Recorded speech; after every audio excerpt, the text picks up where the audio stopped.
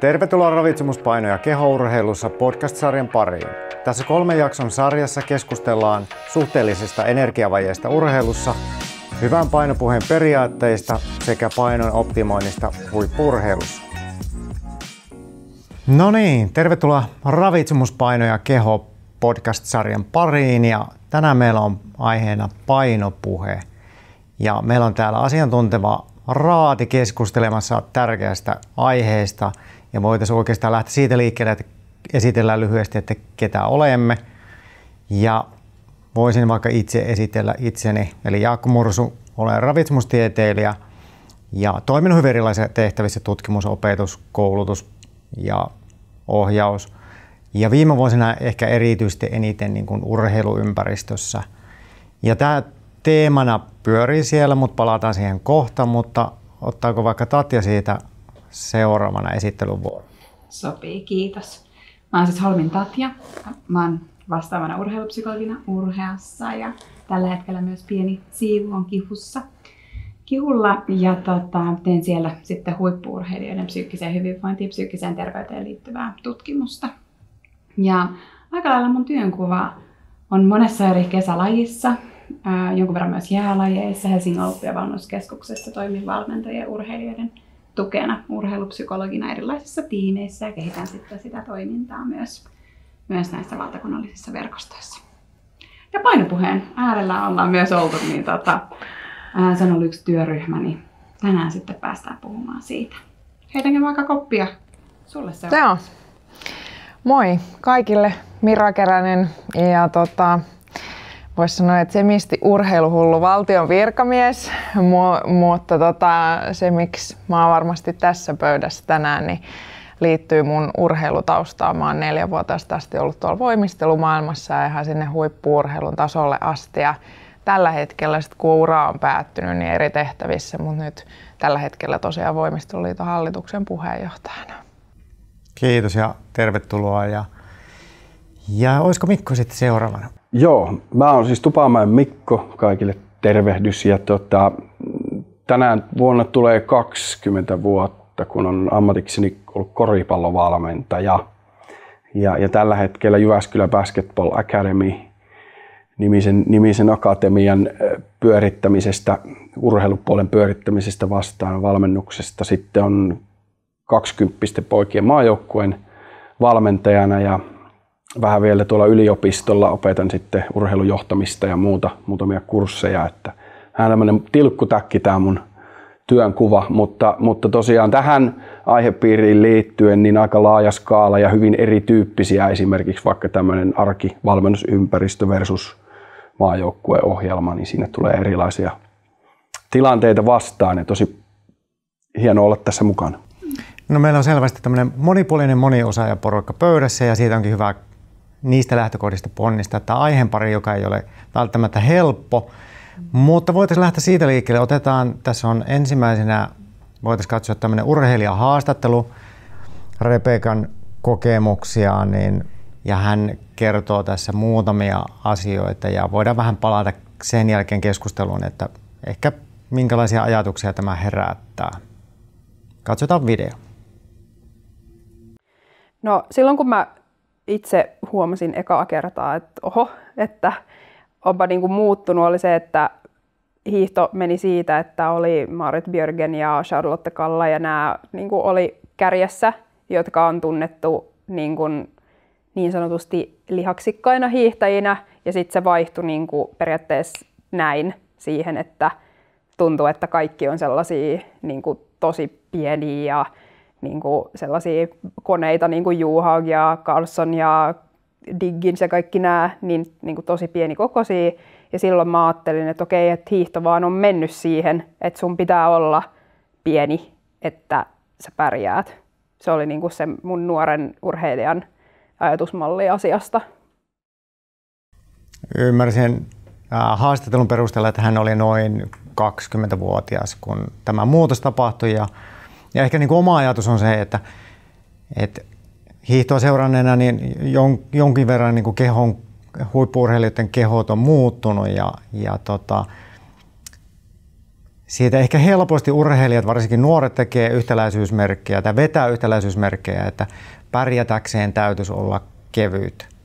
Ja siinä ehkä unohtuu välillä se, että aikaisempi sukupolvi tai edelliset huiput oli sitten rakenteellisesti vähän erilaisia, mutta se, että mitä meidän yhteiskunnassa tapahtuu tai urheiluympäristössä tapahtuu, niin varmasti vaikuttaa siihen urheilijoiden käsityksiin ja myös toimintaan.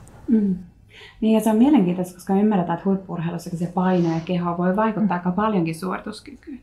Mutta ehkä se on ollut nyt haaste, mitä on sitten lähdettykin tätä painopuhetta ja työryhmää koostamaan, on ollut se urheilijoiden ja toisaalta valmentajienkin toive, että me saataisiin jotenkin työkaluja, että miten me voidaan sitä kehosta puhua tai painosta puhua ja jollain tavalla niin, että se oikeasti voitaisiin miettiä tässäkin suorituskykyisyyttä. Mun mielestä oli hyviä pointteja, että joskus se kulttuuri vaikuttaa ja tulee erilaisia näkökulmia siitä, että mitä mun pitäisi olla ja minkälainen keho olisi nyt toimiva.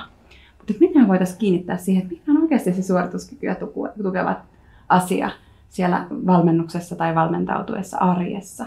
Ja ehkä myös se, että jos painosta ja kehosta pitää puhua, niin millä tavalla me ei ole sitten turvallista ottaa se puheeksi.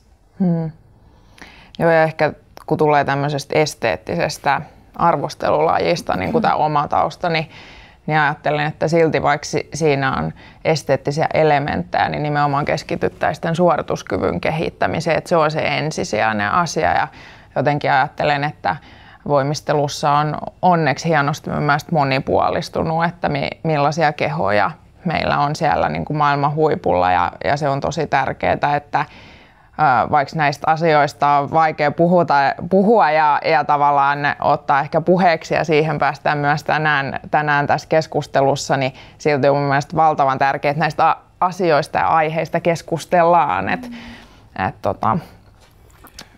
Tässä oli mun mielestä hyvin, hän otti siinä haastattelussa esille nimenomaan, että hän itse ajatteli. Eli hän katsoi jotain ja hän itse ajatteli. Ja nyt esimerkiksi vaikka miettii vaikka omaa lajia, niin meillä voi olla 198-senttinen koripalloilija, niin kahdella saman mittaisella voi olla 20 kiloa painossa ero, ja ne voi olla silti molemmat huippukuntoisia, huippu-urheilijoita. Aivan eri raajojen mittasuhteella, aivan eri näköisiä. Ja jos niin kuin joku katsoo ulkopuolelta, nuori, kasvava, katsoo, että tommonen mun pitää olla tai tommonen mun pitää olla, niin se herkästi alkaa miettimään, että mä oon nyt jollain tavalla vääränlainen. Ja se ei ymmärrä, että se oman näköinen tavallaan oma potentiaali on se olennainen, eikä se, että näyttää joltain tietyltä tai jotain muuta.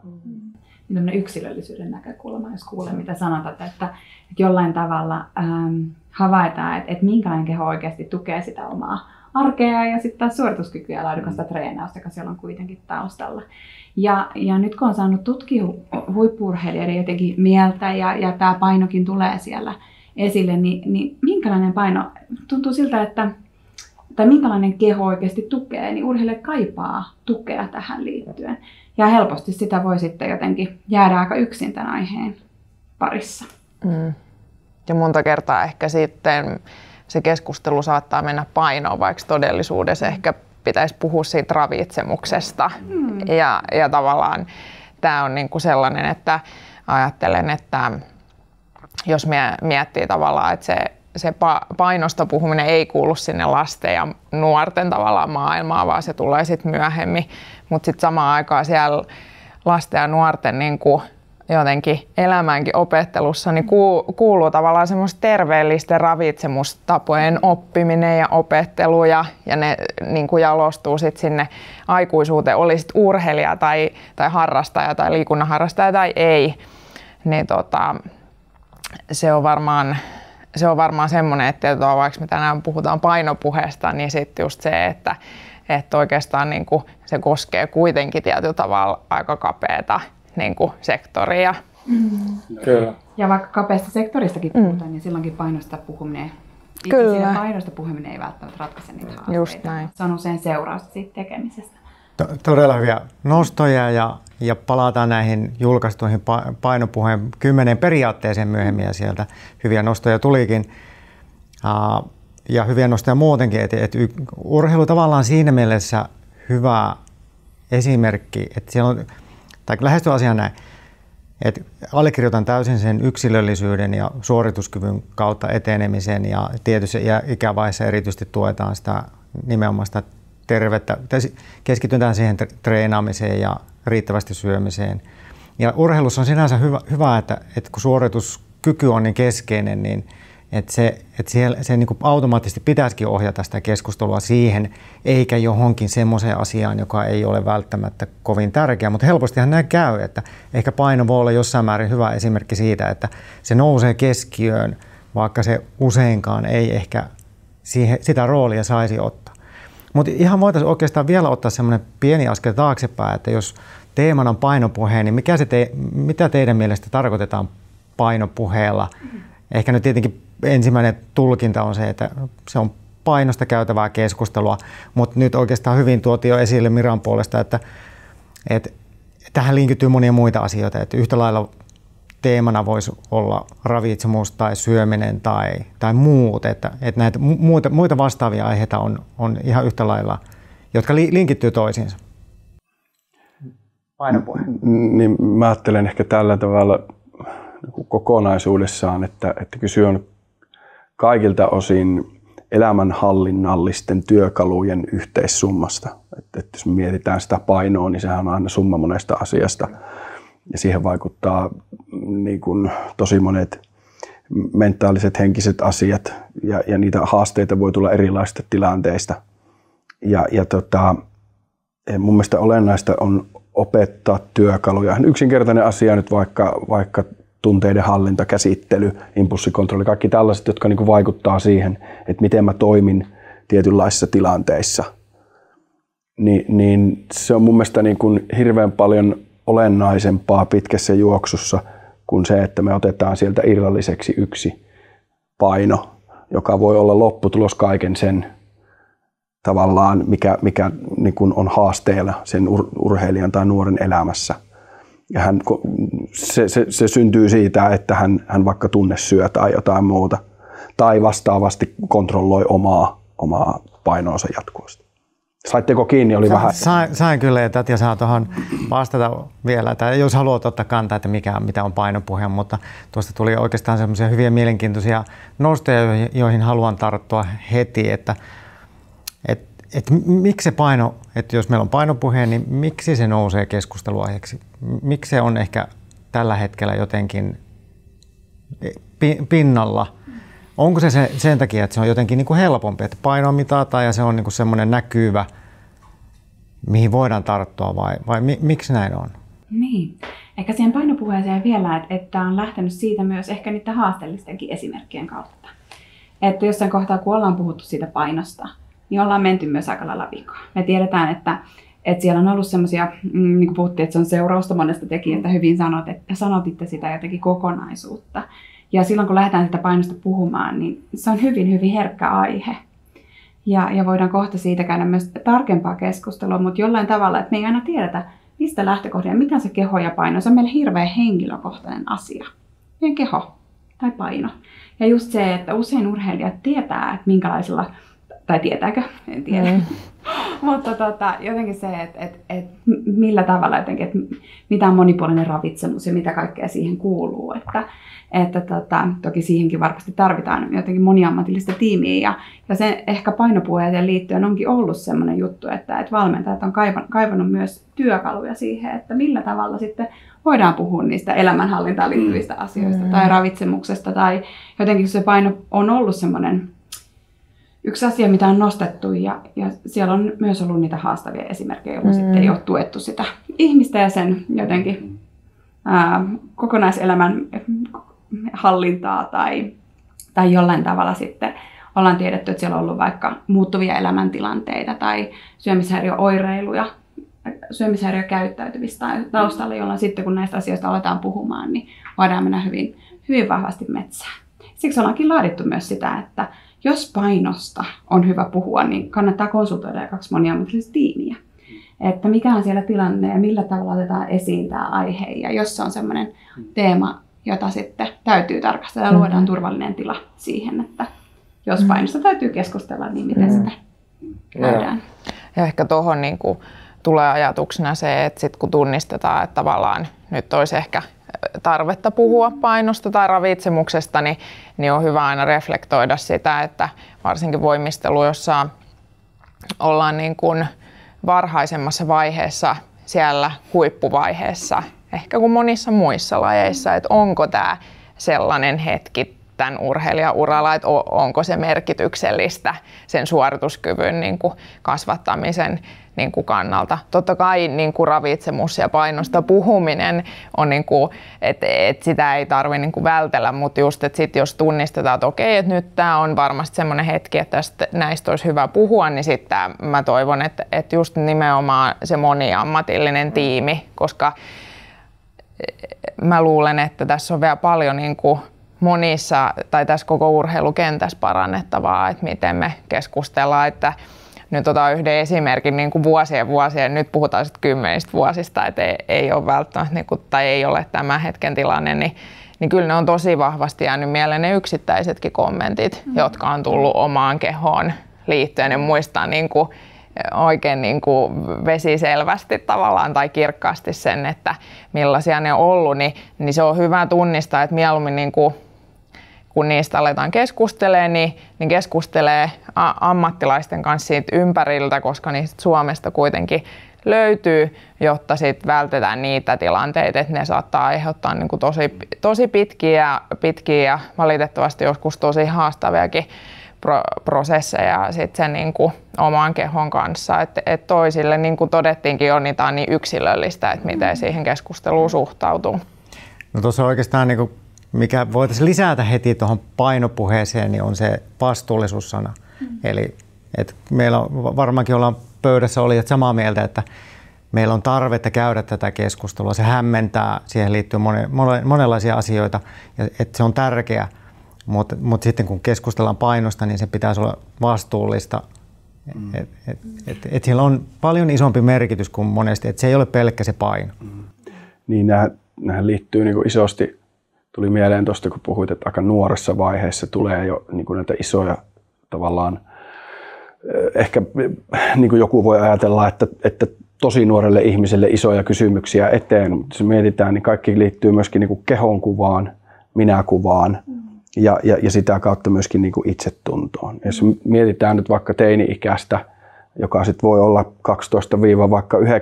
12–19, niin jollakin voi olla jo kehon kielestä tulkittavissa se, että he ei ole sinut oman kroppansa kanssa ja sillä ei voi olla välttämättä mitään tekemistä painon kanssa. Jokainen meistä on varmaan jossain vaiheessa kokenut olevansa jotenkin outo. Sehän on ihan niin kuin hyvin tyypillistä inhimillisyyttä. Mutta palaten tähän, että kun valmentajat kaipaa sitä tukea, niin mistä me tuossa jo aikaisemmin vähän keskusteltiin, että kun meitä on erilaisia, että meitä on ihmisiä, jotka on järjestelmällisiä ja keskittyy asioihin, faktoihin, mitattaviin juttuihin, niin heidän on helpompi työstää asioita sitä kautta.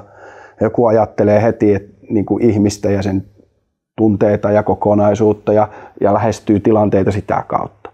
Niin tavallaan kaikille meille pitäisi löytyä sellaisia työkaluja, että mikä auttaa mua kohtaamaan sen ihmisen niin, että meille syntyy semmoinen vuorovaikutus, että jos jossain vaiheessa meidän täytyy tällaisesta asiasta suuntaan tai toiseen puhua, niin se on mahdollista, on syntynyt sellainen psykologisesti turvallinen olo, että tässä voidaan se käsittely tehdä. Ja se onkin varmaan vähän haastavampi kysymys. Niin, kyllä. Ja just ehkä sekin, että kun me tiedetään, että se painokin on usein seurausta, niin se, että me voitaisiin kysyä, että miten sulla menee, ja mitä kaikkea sulle kuuluu, ja mitä sulla elämässä meneillään. Ja miten jotenkin, että olisiko ok, jos me vaikka puhuttaisiin sun ravitsemuksesta, ja mitä sä siitä ajattelet? Että jotenkin, onko siinä semmoisia kysymyksiä, tai miten sä oot jaksanut?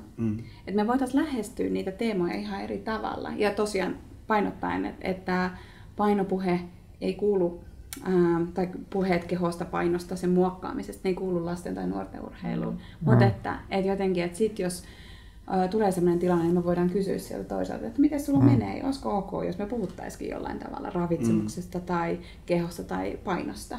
Ja sitten sekin, että jos sieltä tulee, että no ei se nyt tunnu hyvältä. Ja tässäkin täytyy olla aika niin, psykologinen turvallisuus. Totta kai joo, kyllä. Mutta jotenkin, joo, no hyvä. Se onkin tärkeä puhua vasta sit, kun susta tuntuu siltä, jos tuntuu siltä. Kyllä. Hyviä tärkeitä nostoja. palataan vielä näihin kohta tarkemmin. Ehkä pyritään saamaan keskustelussa vastauksia tiettyihin kysymyksiin. Ja ehkä ollaan saatu määriteltyä, mitä on painopuhe ja se linkittyy moniin asioihin ja halutaan siihen se vastuullisuus. Mutta jos aletaan, ja meillä on työkaluja, on painopuheen 10 periaatetta, toimii hyvinä työkaluna, mutta ehkä voidaan käydä jossain vaiheessa keskustelua siitä, että mikä on ehkä vaikka painoon ja vastaaviin ilmiöihin liittyvissä keskusteluissa, mikä on ehkä teidän mielestänne ok, mikä ehkä ei ole niin hyväksyttävää. Mutta otetaan, ennen kuin mennään siihen, saatte vähän miettiä, otetaan tuosta Rebekan seuraava haastattelupätkä. No meidän seuran porukassa niin me ei hirveästi puhuttu siitä, koska mä koen, että meidän seuran porukassa oli niin kuin tosi hyvä niin kuin ruokasuhde oikeastaan kaikilla, mutta sitten kun oli näissä liiton joukkoissa, missä oli sitten niin kuin enemmän vielä sellaista suorittaja niin kuin porukkaa, niin huomasi esimerkiksi nuorten maajoukkueessa, miten paljon se vaikutti urheilijoihin, että kaikki oli silleen, että pitäisi näyttää tietynlaiselta ja ei saisi syödä tätä ja ei saisi syödä tota ja pitäisi laihduttaa ja pitäisi olla niin kuin X rasvaprosenttia näin, niin se alkoi niin kuin vaikuttaa myös sit siihen omaan ajattelumalliin, että jos joka ruokapöytäkeskustelussa puhutaan painosta ja rasvaprosenteista ja ruoasta, niin se ei ole varsinkaan nuorelle urheilijalle hyvä asia. No, ennen kuin mennään eteenpäin, heräisikö tästä ajatuksia, tai ainahan nämä herättää ajatuksia, mutta mitä ehkä haluaisit tässä tuoda esille? Niin, mä mietin sitä, että joka tapauksessa sitä puhetta käydään. Kyllä. Että se on jotenkin hyvä huomioida, että niin tuolla urheilijoiden kanssa kun työskentelee ja valmentajien kanssa työskentelee, niin tämä puhe tulee esille siellä. Ja meidän on varmaan hyvä saada tähän lisää jotenkin ymmärrystä, Kyllä. tietoisuutta. Me tiedetään se tutkimuksistakin, että jotenkin mielenterveyden haasteet tai jotenkin se turvallisuus, niin meidän jotenkin se toimintaympäristö aika paljon vaikuttaa joko haastavasti tai vahvistavasti meidän mielenterveyteen. Ja jotenkin koko ajan se ymmärrys lisääntyy siitä, että millä tavalla ja minkälaista toimintaympäristöä meidän on hyvä olla luomassa. Jotta turvallisuus ei tarkoita sitä, etteikö sillä ole epämiellyttäviä tunteita tai jotenkin, etteikö vaikeita asioita voitaisiin käydä läpi tai muuta. Että meidän on hyvä ymmärtää myös, että miten se turvallisuus on näissä tilanteissa. Mutta että ymmärretään, että se ympäristö vaikuttaa. Ja ehkä tässä kohtaa vielä tulee se, että me ollaan kaikki harjoittelemassa tätä aihetta. Kukaan meistä ei osaa, kukaan meistä ei tiedä. Muut on tullut monta sammakkoa suusta jossain hetkissä on silleen, ei, miten mä menin kommentoimaan jotain omaa kehoani tai jotain muuta vastaavaa. Että me jotenkin ymmärretään, että tämä on hirveän inhimillinen aihe. Ja se voi herättää hirveästi erilaisia tunteita, koska tämä on tosi harvoin kellekään meille neutraali. Kyllä. Mutta tulee sellainen ajatus mieleen, että jos meillä on säännöllisesti jollain tavalla kommunikaatiota niiden urheilijoiden kanssa, kenen kanssa ollaan tekemisissä nuorten, että mitä kohti me halutaan olla menossa, niin kuin, mitä kohti me halutaan kasvaa. Mä en nyt tarkoita sitä, että kuinka paljon pitää olla voimaa. Ja ne tulee varmaan siinä niin kuin tietyllä tavalla mukaan, mutta mitä kohti, minkälaisia työkaluja meillä pitäisi olla, että me voidaan niin kuin mennä sitä kohti, mitä me halutaan urheilijana. Minkälaisia juttuja se meiltä vaatii. Ja jos me ollaan niin kuin keskustelemassa vaikka siitä, että okei, mä nyt puhun omasta lajista koripallosta, että meillä on pelaaja ja mietitään vähän, että no minkälaisia haasteita, minkä asiat koet itsellesi hankalaksi ja minkä kanssa voitaisiin tehdä töitä. No se voi olla vaikka puolustuspelaaminen ja sivuuttaisliike. Ja sitten me ruvetaan miettimään, että no minkälaisia asioita siihen voisi liittyä. Ja se voi olla paljon sellaisia asioita, missä se urheilijalla on mahdollisuus itse ottaa esiin joku asia, joka liittyy ehkä vaikka tämmöiseen. Se on ihan eri tilanne keskustella tai pyrkiä antaa jotain työkaluja, kun se ei tule aina siitä, että sulle tulee se ajatus, että nyt mä oon tehnyt jonkun virheen, nyt joku on väärin ja nyt se tulee jostain ulkopuolelta, että nyt sun pitää muuttua tommoseksi. Vaan sen sijaan, että me jollain tavalla niin kuin yhdessä jutellaan ja koitetaan löytää sitä, niin kuin tuossa joku sanoo hyvin siitä, että kun opetellaan niitä ravitsemusasioita ja muita, niin kun ne kulkee siinä matkalla mukana, niin on ihan erilainen maaperä keskustella mistä vaan. Ja ehkä sitten kun keskustellaan muutenkin, niin se luottamussuhde syntyy. Ja jotenkin tulee niin kuin ensimmäisenä sanan tästä kaikesta meillä niin kuin luottamus. Että on tavallaan semmoinen luottamuksellinen ilmapiiri missä pystyy ottaa asioita esille. Liittyy se sitten siihen, että hei, että nyt meillä on maailman kärki muuttunut tietyn tyyppiseen suuntaan, että mitä sitä tarkoittaa nyt mun kannalta, tai että nyt me tuolla leirillä hirveän moni puhuu niin kuin tällaisista teemoista, että tarkoittaako sitä nyt jotain mun näkökulmasta, että pystyttäisiin niin kuin puhumaan tavallaan niistä tosi niin kuin matalalla kynnyksellä niin kuin eri ympäristöissä sen valmentajakaan, koska sitten hänhän pystyy ohjaamaan sitä ja se lähipiiri, että hei, että se ei tarkoita sun kannalta yhtään mitään, että me keskitytään täysin tähän suorituskykyyn ja mennään niitä portaita eteenpäin, mitä me ollaan niin kuin tähän mennessä rakennettu. Et se jotenkin kaikesta tästä tulee se luottamus nousee niin kuin itsellä ainakin vahvasti pintaan. Todella hyvä nosto ja tuo on mun mielestä se, että linkitä vähän tuota, mitä aikaisemmin keskusteltiin, että valmentajan pitäisi olla kiinnostunut urheilijasta kokonaisuutena, koska silloin hän saa myös tietoa näistä asioista, jotka siellä taustalla ehkä voi muuttua ja vaikuttaa. Ja se vaatii sen psykologisen turvallisuuden, eli siinä on luottamus ja se pitää olla aitoa. Silloin sä saat myös kuulla niitä asioita, mitkä niitä urheilijoita askarruttaa. Ja sitten jos tosiaan valmentaja niin kuin lähestyy urheilijaa kokonaisvaltaisesti, niin silloin hän on paljon paremmin jyvällä näistä asioista. Et ei ole pelkästään kiinnostunut jostain suorituskyvystä tai muusta. Et se on aina niin kuin kokonaisvaltainen lähestymistapa on aina parempi vaihtoehto.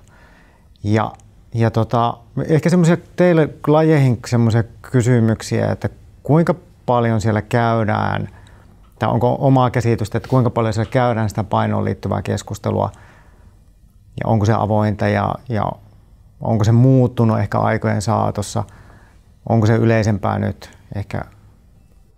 No kyllä mä uskon, ehkä Tatjakin osaa vähän vastata tähän tietyllä tavalla, mutta kyllä mä uskon, että tuommoisissa esteettisissä arvosteluissa aina tietyllä tavalla käydään sitä keskustelua. Ehkä tuohon aikaisempaan viitaten, niin tunnistan sen, että valmentajille kohdistuu aika paljon monenlaista vastuuta.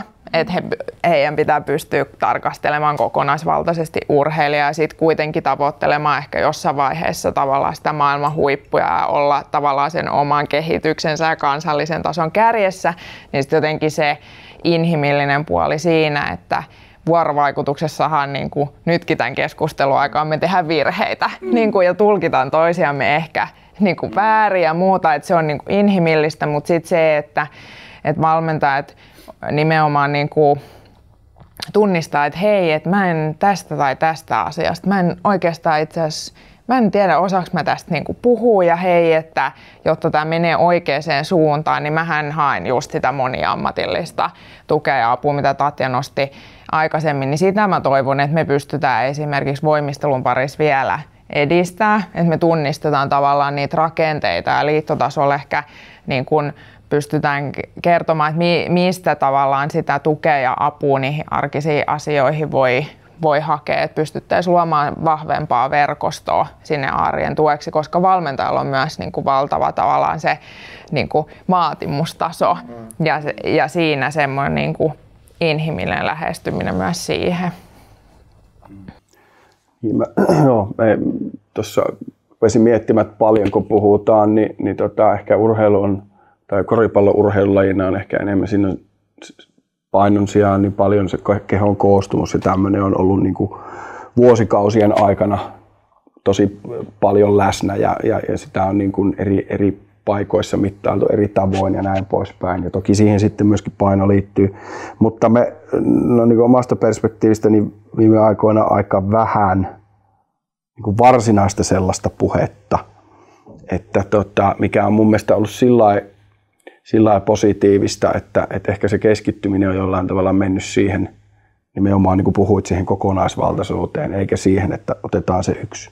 Koripallossa on niin monta asiaa, kun se paino voi olla molempiin suuntiin. Että tässäkin kun nuorten kanssa tekee, me tuosta puhuttiin, että monella tulee, kun pelaa 16-vuotias aikuisten kanssa samassa sarjassa, niin siinä tulee ensimmäisenä vastaan, että kilot ei riitä.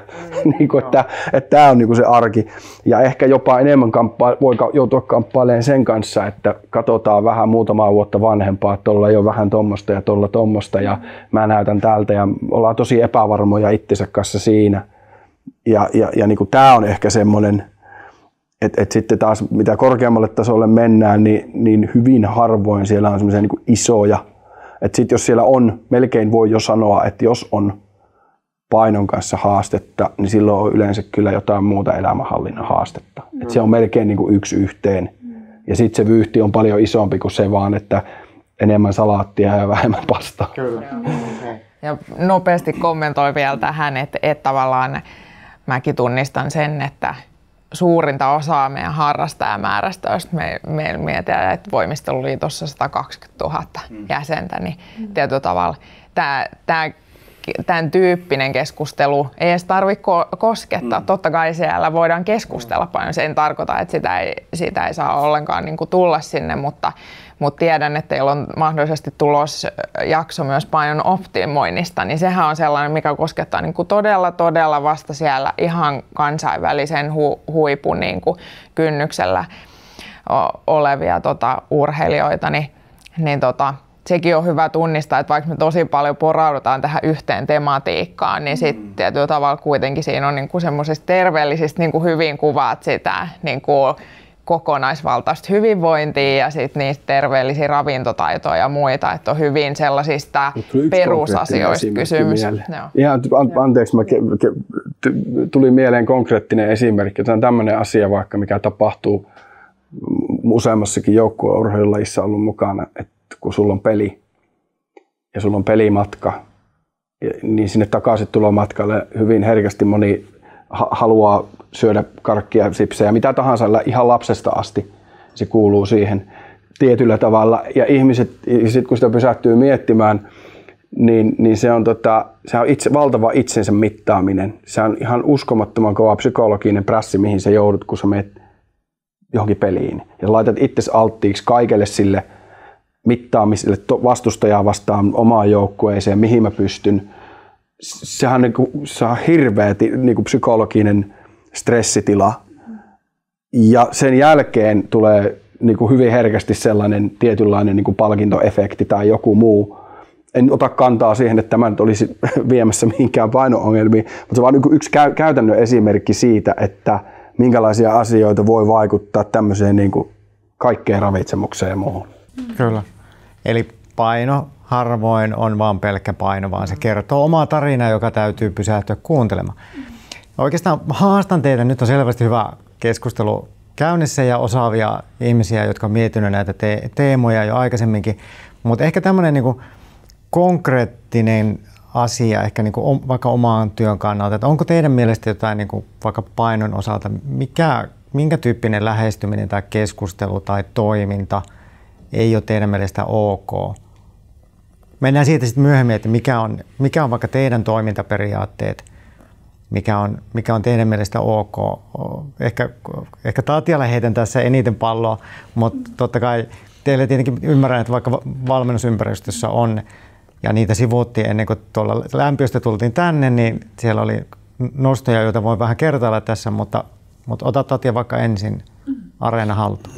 No niin, kiitos. Ehkä tässä kohtaa mä olisin pysäyttää siihen, että mäkin olen saanut aika monen valmentajan kanssa toimia.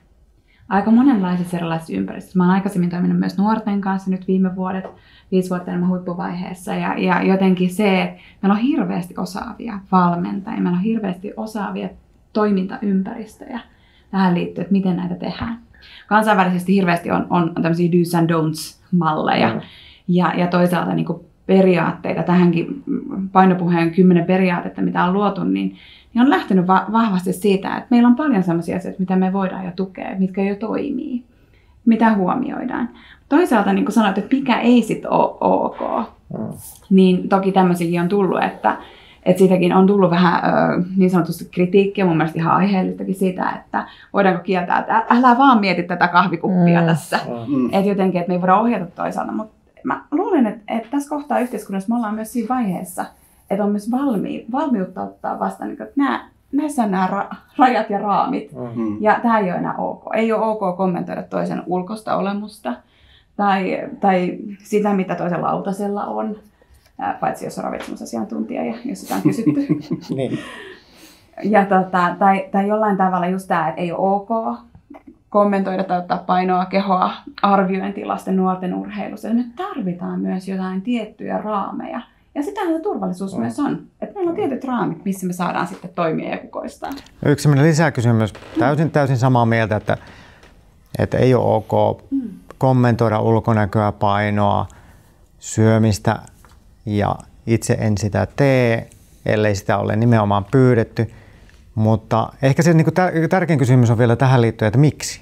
Miksi tämä on? Eihän se, että meillä on joku kielletty, niin pitää ihmisten ymmärtää se, että miksi se ei ole oikein ok. Saatko se vähän vielä avata sitä myös, että mitä sekin voisi olla? No itse tietenkin näen se, että ei se ole se, että se on kielletty on se tärkeä, vaan se, että se voi olla vahingollista. Että kun meistä jokainen muistaa niitä, muistan itse vaikka lukiosta, terveystarkastuksesta, kommenttini vaikka painosta, olen hyvin kevyt, niin tiedän, että jos nyt se oli kuitenkin aika monta vuosikymmentä sitten, niin muistan vieläkin ne sanat. Ja se ei välttämättä vaikuttanut, mutta tiedän, jos tämmöisiä kokemuksia tulee ja se sattuu herkkään paikkaan ja se kertautuu, niin voi olla, että se alkaa vaikuttaa negatiivisesti. Että tavallaan monestikin olen, todistanut vahva sana, mutta havainnut, että valmentaja varmasti ajattelee hyvää, hän haluaa urheilijasta parempaa, hän haluaa auttaa, mutta ei ymmärrä, että niillä sanoilla on valtava iso merkitys. Puhutaan kuitenkin herkistä asioista, jotka voi, toivotaan, että ne johtaa hyvään, mutta ne voi johtaa myös huonoon suuntaan. Ja ehkä tuohon Rebekan haastatteluun liittyen, että hänellä oli haasteita, joiden korjaaminen kesti kuitenkin se 4 vuotta. Ja sekin on lyhyt aika, että kun ne voi olla kuitenkin elämänmittaisen niin kuin matkan aiheuttava, joka ei välttämättä ole mikään hyvä matka. Ja tässä on jotenkin se, että me tiedetään, että se turvattomuus, niin se aiheuttaa, me tiedetään tutkimuksistakin jo ahdistusta, masentuneisuutta, syömishäiriökäyttäytymistä. Että sekin, että tälläkin hetkellä, kun ollaan pystytty tutkimaan, niin se voi olla, että meidän huippu-urheilijoista ei kaikki samalla kärsi vaikka syömishäiriöstä, mutta siellä on hirveästi sellaisia uskomuksia. Siellä on hirveästi sellaista käyttäytymistä, joka on haasteellista. Ja miten jotenkin ymmärretään, että nämä kommentit tuo katkoksen siihen turvallisuuteen. Kyllä, joo. Ja sitten niin kuin, kyllähän tosi nuoresta asti ihmiset on oikeasti jollain tasolla tietoisia itsestään ja jopa huolestuneita siitä ja tästä ja tuosta painosta tai painon puutteesta tai omasta ulkonäöstä. Mutta haavahan ei parane sillä, että siihen painaa. Ja se voi olla jollekin sellainen kamppailu, jota se on käynyt jo vuosia, oli se sitten paino tai joku muu ulkonäkökysymys. Niin se, että siihen koskee, niin jokainen meistä tietää, että meillä on kipeitä elämän osa-alueita, joihin jos joku koskee, niin se sattuu. Ja tavallaan sen ymmärtäminen, että kaikki mikä liittyy asioihin, joihin ei välttämättä edes ole voinut vaikuttaa. Monet lapset, ne syö sitä, mitä kotona syödään. Ja ne on oppinut siihen. Tai niillä on geneettisesti taipumus tähän, tuohon ja tähän, ja me ollaan siinä kauhean erilaisia. Niin ehkä taas niin kuin keskittyminen siihen, että niin kuin mä nostan taas tämän kysymyksen, kun me mennään kohti. Eli niitä, että näitä me halutaan antaa kaikille niille nuorille, kenen kanssa me ollaan tekemisissä. Ja sitä polkua me rakennetaan siinä. Ja sitten jos siellä jossain vaiheessa tulee niitä esiin yhteisten kokemusten tämän luottamuksen syntymisen kautta, että hei, miten me tähän voitaisiin. Niin se tulee sitä kautta sitten kyllä jotenkin luontevasti. Niin, ja ehkä tässä lisäyksenä jotenkin, että se ei nyt puhuta pelkästään urheilijoista urheilijoiden kanssa, eikä valmentajien kommenteista, vaan jotenkin koko tätä urheiluympäristöä. Että minkälainen puhe meillä on ok, mistä on ok heittää vitsiä, mistä ei. Ja jotenkin se, että ihan samalla lailla lasten ja nuorten kanssa, että jos mä kommentoin omaa kehoa, niin lapsen ja nuoren aivot ei ole vielä siinä ymmärryksessä. He luulee, että jotenkin nyt arvioidaan minun kroppaa, minun kehoa, hän on riittävä. Ja jotenkin ne on sellaisia aika syviäkin kokemuksia. Ja se ei tarkoita vaikka se on vaan siitä, että mun pitäisi laihduttaa tai millä tavalla me puhutaan. Niin sekin, että meidän yhteiskunta on myös muuttunut ja meillä on tällä hetkellä sen verran tietoa tästä, että miten se vaikuttaa meidän ihmisten toimintaan. Niin myöskään se oman kehon kommentointi tai vitsailu jostain toisen syömisestä, niin se ei ole enää tänä päivänä ok. No, do's and don'ts. Nyt on käyty sitä, mitä ei, ja saatiin jonkunnäköistä vastausta siihen ja hyviä raamituksia.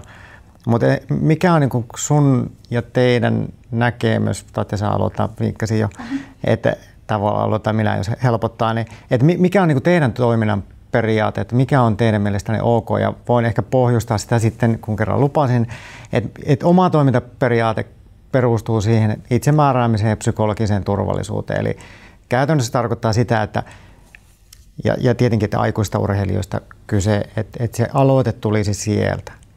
Et esimerkiksi toimin erilaisissa ympäristöissä, niin oikeastaan ikinä en itse nosta painoa esille. Tarjoan apua, voin kuvailla, minkä asioiden suhteen voi auttaa, mutta se on se ihminen, joka päättää, mitä hän nostaa siinä keskustelun aiheeksi. Ja yleensä mitä turvallisempi ympäristö on, niin sitä vaikeampia asioita sinne nostetaan esille. Ja välillähän voi olla, että se ihminen sanoo ensimmäisenä se paino. Hän voi olla urheilija tai joku muu taustainen. Ja silloin se on tietenkin, kun hän on määrittänyt sen itse, mistä lähdetään liikkeelle. Mutta sitten jos urheilija ei halua sitä tuoda esille, hänellä on täysi oikeus siihen. Ja sitten monestikin, kun ylipäätään jo tässäkin keskustelussa voidaan nivouttaa aika pitkälti se, että sen oma näkemykseni on se, että sen painon roolia tai painon merkitystä on ylikorostettu. Että voi olla, että valmentaja on jotenkin laittanut urheilijaa eteenpäin, että hänen pitäisi puhua siitä painosta, niin minun näkökunta on kuitenkin se, että urheilija määrittää, mistä hän haluaa.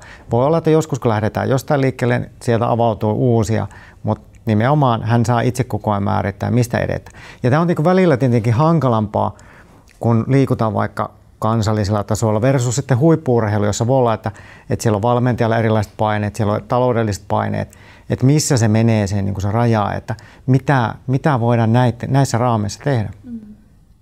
Miralla oli tuossa. Joo, ja lähinnä siis se, että myös ehkä jos niin kuin laajennetaan vähän kuvaa, että puhutaan yhteiskunnallisesta keskustelusta, niin helposti painohan on se, jota niin kuin nostetaan myös tavallaan esimerkiksi jossain otsikoissa ja muuta tiettyihin aikoihin yleensä ennen kesää, niin jotenkin harvemmin puhutaan ravitsemuksesta. Ja tavallaan kyllähän niin kuin kaikki vaikuttaa tässä yhteiskunnassa kaikkeen ja siihen yhteiskunnallisen keskusteluun, ja sekään ei ole varmasti niin kuin ohjaa meitä ihan oikeaan suuntaan, että paino on harvoin niin kuin ratkaisu tavallaan johonkin asioihin, vaan sitten se on se kokonaisvaltainen hyvinvointi myös tämän urheilukuplan siis ulkopuolella. Kyllä. Niin, että nämä ei pelkästään oikeastaan puhuta niin kuin urheilu- ja harrastusympäristöstä, vaan niin kuin yleisesti mun mielestä hyvinvoinnista. Yksi lisäkysymys, kun tässä tuli niin hyvä nosto, että tavallaan ymmärrän täysin tämän, että se laitetaan siihen niin kuin yhteiskunnalliseen kontekstiin, mutta monesti se vasta-argumentti on vähän, että tämä on kuitenkin urheilua. Ota tai jätä, tähän tämä kuuluu, mutta kuka sen niin kuin määrittää, että mitä siihen urheiluun kuuluu. Ja kun me monestikaan ei voida taata, että okei, että vaikka olisi, että sillä painolla on merkitystä, niin se, että jos sen painon suhteen päätetään vaikka tehdä paino-optimointia ja muuta, niin eihän me voida taata lopputuloksia. Että se toive on tietenkin, että kevyempi paino, paremmat tulokset, mutta se välttämättä ei johda siihen, vaan voi johtaa monen muuhun asiaan. Tähän pointti, kysymyshän on aika paljon siitä, että haluatko tehdä sitä työtä sen takia, että tulee joku tulos vai auttaa ihmisiä. Siinä on iso ero. Esimerkkinä omasta lajista yliopistokoripallomaailmasta tulee hirveä määrä vaikka amerikkalaisvahvistuksia Suomeen, jotka on koko yliopisto-uransa valtavan hyvässä kunnossa. Niille tuodaan kaikki ravintosuunnitelmat, lisäravinteet, annetaan tarkka lautanen joka kerta eteen, tai niin kuin, mutta heille ei opeteta mitään käytännössä, miten sä itse toimit. Sitten on puoli vuotta sen jälkeen, kun nyt yliopisto loppuu ja ne tulee tänne ja niillä on 15 kiloa vyötäröllä lisää. Niillä ei ole mitään ymmärrystä siitä. Eli siellä on tehty se ratkaisu, että tavallaan kannetaan sitä vettä sinne kaivoon ja se ei oikeasti pysy siellä. Mulla on taas omassa niin kuin, ympäristössä mä mietin, että milloin viimeksi minkälaisissa konteksteissa on jollain tavalla kosketettu vaikka painoa ja kehon koostumusta, niin on puhuttu addiktion, esimerkiksi vaikka sokeri tai minkä tahansa muun addiktion syntymekanismeista ja siitä mahdollisista taustoista ja jostain sellaisesta, että mistä voi tulla se tarve tietynlaiseen käyttäytymiseen ja toimintaan. On puhuttu koulukiusaamistaustasta ja siitä tietynlaista taakasta ja kuormasta, mitä on vaikka joutunut omasta lapsuudestaan tai nuoruudestaan jostakin asioista kantamaan. On puhuttu tämän tyyppistä asioista.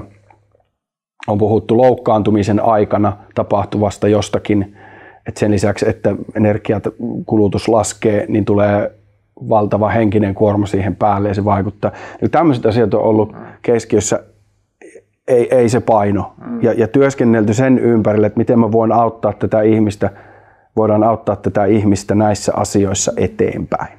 Sitten ääriesimerkki on se, että kun mä olin ammattilaisjoukkueen valmentaja joitakin vuosia sitten, 10 vuotta sitten Salossa, ja meille tuli ammattilaiskoripalloilija, jonka piti painaa 105 kiloa, ja hän oli painanut, kun hän videolta oli nähty, minkälainen pelaaja hän on. Hän tuli ja hän painoi 129,5, ja hän tuli tekemään työtä sinne, jota hän ei pystynyt tekemään, kun hän ei pystynyt edes harjoittelemaan 2 kertaa. Niin tämä on niin kuin semmoinen karrikoitu ääriesimerkki siitä, kun puhuttiin, että miten se konteksti muuttuu. Silloin hän ei vaan yksinkertaisesti ollut valmis tekemään omaa työtänsä niin kuin olisi pitänyt. Ja sekin johtui nimenomaan ehkä siitä, että hänelle ei ollut opeteltu, että miten sä niin kuin hallitset omaa elämääsi, kun sulla ei ole joku kertomassa. Ja jälleen kerran hyvä esimerkki siitä, että jos se tulokulma on se paino, sinun pitäisi tehdä tälle painolle jotain. Eihän se auta sitä ihmistä niin kuin siinä ratkaisemaan niitä. Että se kannettu vesi ja niin edespäin. Saat ihan puheenvuoron tuosta oikeastaan, niin kuin itse haluan nähdä se tulos vai ihminen, niin kuitenkin, että jos me katsotaan pitkällä aikavälillä, niin se ihminen edellä eteneminen tuo myös sen tuloksen, jos on tullakseen. Eli tulos edellä meneminen sit helposti tarkoittaa sitä, että sivuutetaan ne tärkeät asiat, jotka tukevat sitä hyvinvointia. Eli onneksi, tai itse tahtoisin uskoa, että se ei ole niin kuin toisensa poissulkeva. Mutta Tati. Niin, ehkä haluaisin vielä nostaa sen, mitä ei ole tullut tässä keskustelussa. Meillä on esimerkiksi urheilussa painoluokkalajeja.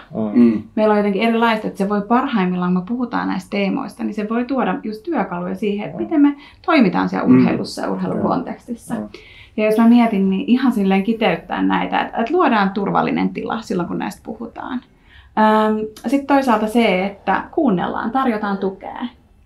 Huomioidaan se oma puhe ravitsemuksesta, kehosta, kaikesta muusta. Tunnistetaan niitä lajissa liittyviä jotenkin erilaisia kulttuurisia perinteitä, uskomuksia, mitä siellä on. Ja jotenkin ehkä isona sit se, että niin kuin tässä ollaan tullut puheeksi, että harvoin siitä painosta päästään sitten välttämättä edes keskustelemaan, että siellä on muita asioita. Se on sitten seurausta siitä. Eli tavallaan voitaisiin ehkä jotenkin tiivistää just sitä, että mikä on niin kuin ok, niin mun mielestä niin kuin se avun tarjoaminen on ok, mutta silloin pitää olla niin valmistautunut siihen, että mitä ikinä sieltä nyt tuleekaan. Että jos sä haluat tukea sitä urheilijaa, niin sun pitää olla valmis siihen, että se paino on vain sit joku ulospäin näkyvä asia tai sitten joku muu ilmiö. Mutta otetaan vaikka tuohon ihan kohta Rebekan seuraava haastattelu, ja hän siinä vähän sanottaa, mitä hän antaisi muun muassa nuoremmalle itselleen vinkkiä. Ja kiinnostaisi vähän kuulla se, että onko teillä, niin kuin tässä nyt on käyty tätä debaattia ehkä aikaisempaa enemmän, tai sitten jossain laissa sitä on käyty enemmän, mutta onko oma näkemys joidenkin asioiden osalta niin kuin muuttunut tai täsmentynyt tässä on niin kuin vuosien saatossa. Mutta otetaan tähän väliin tuo Rebeka haastattelu. Niin, jos mä nyt niin kuin mietin taaksepäin, niin silloin ne opit, mitä mä sain niin kuin ravitsemuksesta, niin mä otin ne vastaan väärällä tavalla. Eli mä otin sen niin kuin vähän ehkä liian kirjaimellisesti ja silleen, niin kuin, että mä aloin suorittamaan. Ja jos mä voisin nyt puhua niin kuin 20-vuotiaalle itselle, niin sanoisin, että oikeasti, että sä oot nuori urheilija ja sulle ei ole mitään niin kuin syytä mihinkään painon pudotukseen tai muuta.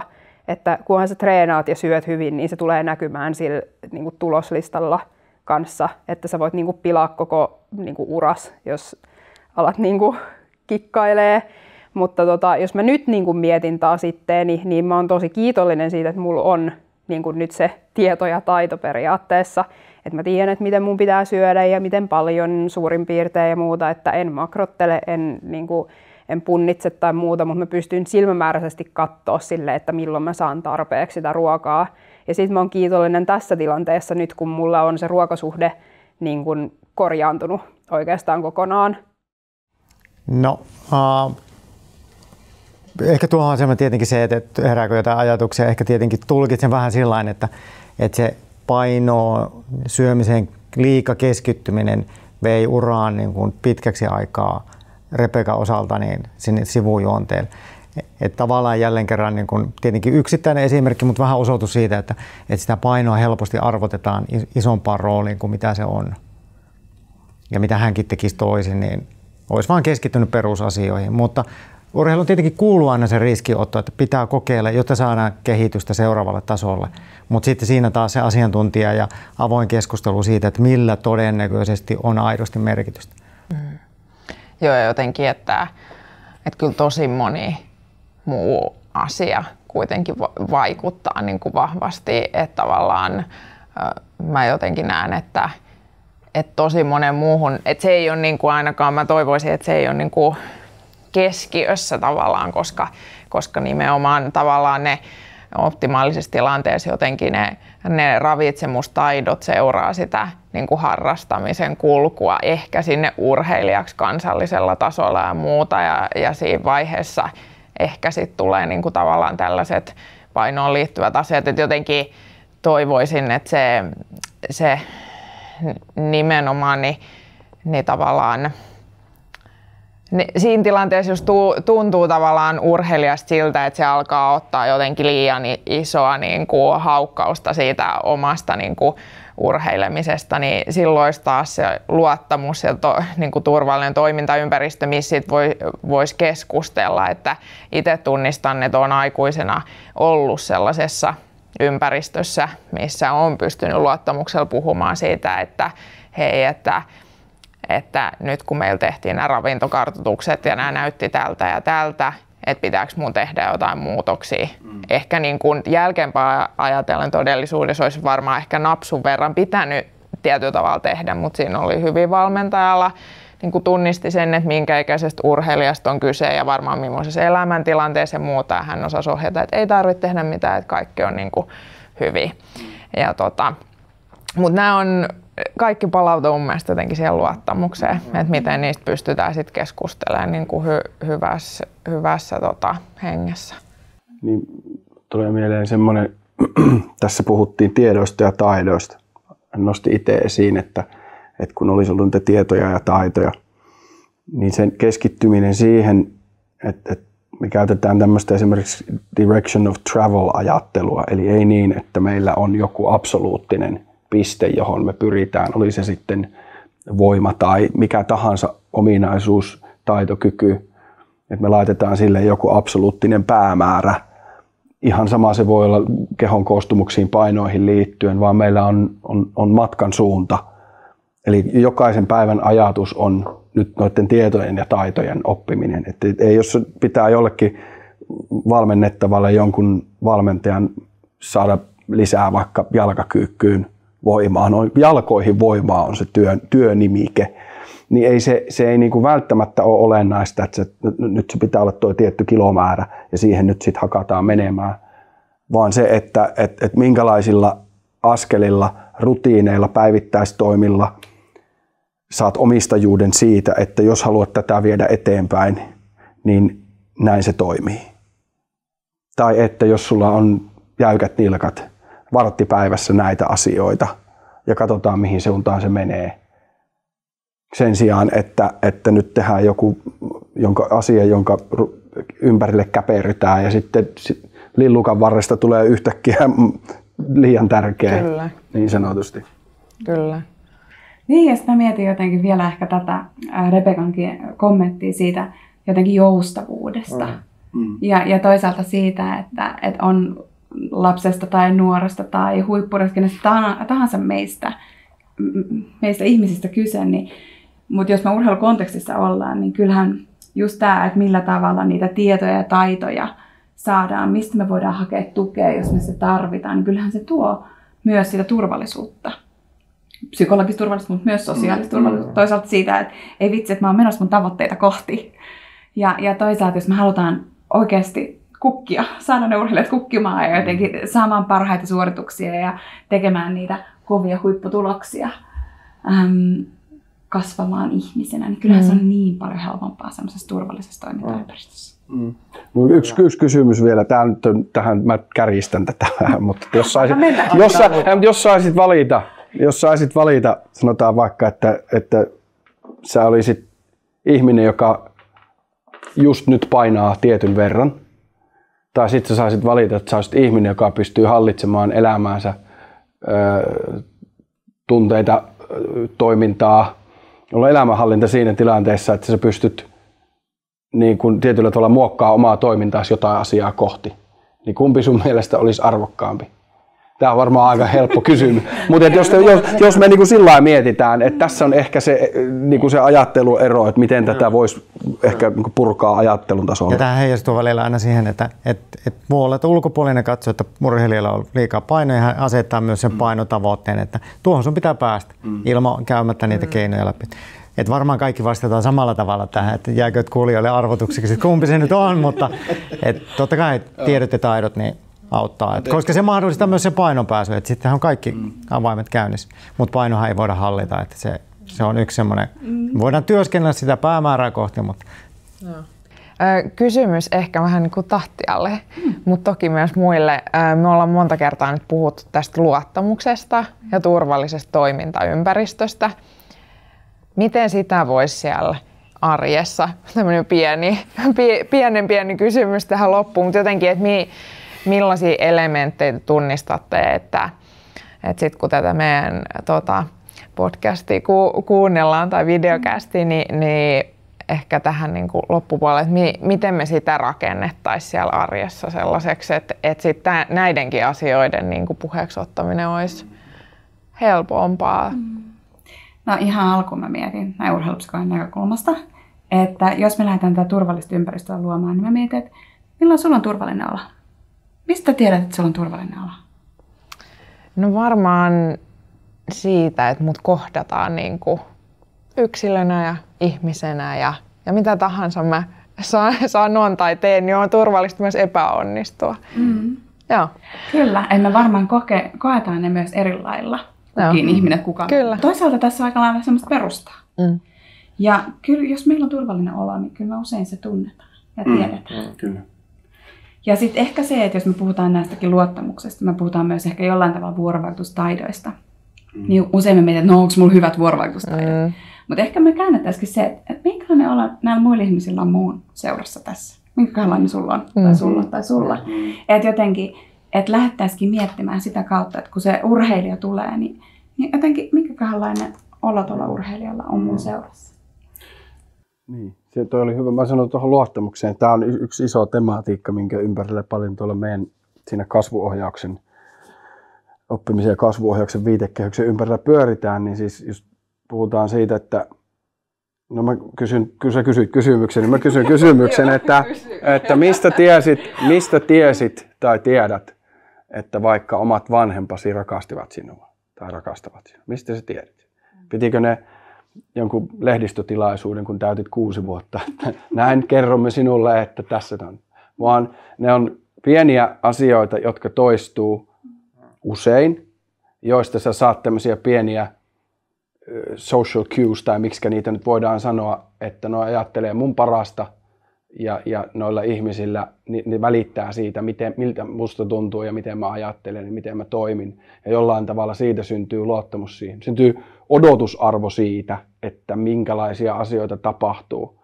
Niin kuin puhutaan vaikka lapsen kasvusta, että kuinka tärkeää on, että vanhemmat käyttäytyy jollain tavalla ennakoitavasti, varsinkin pienillä lapsilla. Ja siitä sen päälle se niin kuin luottamus rakentuu. Että meillä on joku odotusarvo siitä. Että sulla on odotusarvo että tästä kohtaamisesta nimenomaan. Mun mielestä nostit hienosti esille sen.